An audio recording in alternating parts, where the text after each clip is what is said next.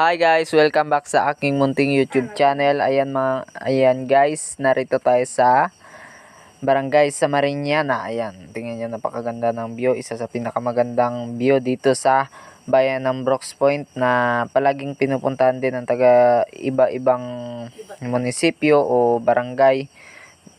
Ayan guys, tingnan niyo, napakalawak at napaka-green ng mga damo at napakaganda ang paligid.